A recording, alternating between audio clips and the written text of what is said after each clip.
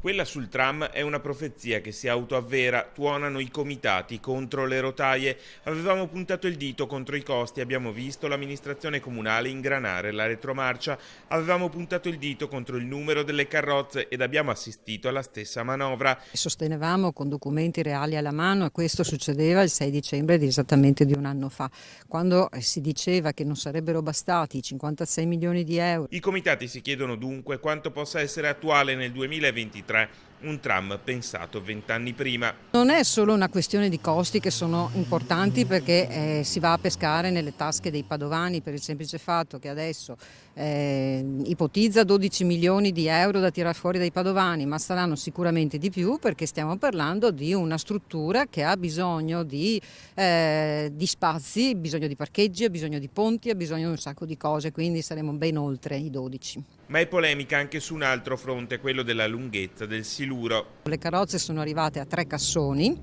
e con una portata oraria di 1100 persone, ben lontani dalle 2500 persone. Ora ci domandiamo ancora quante altre novità che abbiamo già esposto tirerà fuori. Nel 2015, ribadiscono da Volta Barozzo, un solo tram è costato più di 2 milioni di euro, mentre un moderno e potente bus elettrico costerebbe non più di 500.000 euro. Con 60 milioni di euro, sostengono qui, si potrebbero completare le altre linee senza lavori invasivi.